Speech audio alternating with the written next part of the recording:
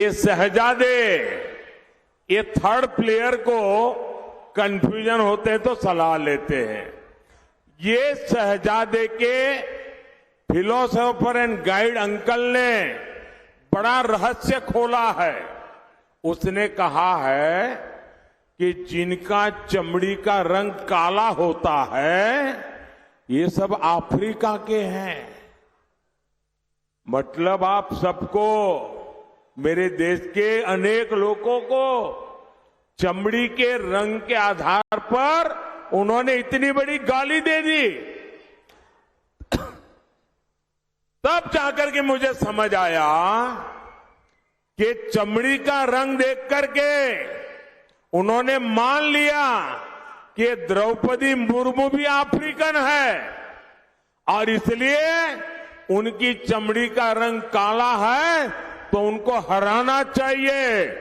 ये सोच आज पहली बार मुझे तो पता चला कि ये दिमाग कहां काम कर रहा है इनका, ये देश को कहां ले जाएंगे।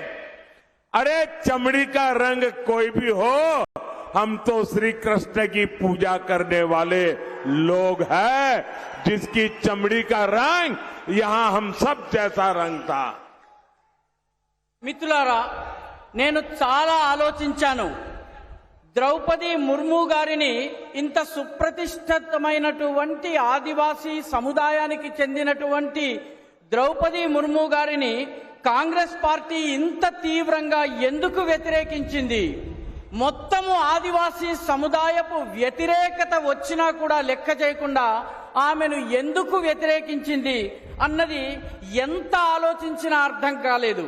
చివరికి నాకు ఇప్పుడు అర్థమవుతున్నది ఏమిటంటే ద్రౌపది ముర్ము గారి చర్మపు రంగు నలుపు.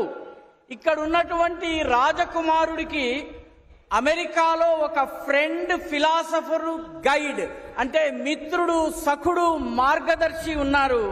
ఆయన ఈ అంకుల్ ఎవరైతే అమెరికాలో ఉన్నారో ఆయన ఈ మధ్య ఒక మాట చెప్పారు. చర్మము రంగు నల్లగా ఉన్న వాళ్ళందరూ ఆఫ్రికన్లు అని చెప్పారు. మీరంతా మీ చర్మము రంగు నల్లగా ఉంది అంటే మిమ్మల్ని అందరినీ కూడాను ఒక పెద్ద తిట్టినట్టుగా, చాలా అవమానకరంగా మాట్లాడినట్టుగా మీరు భావించాలి.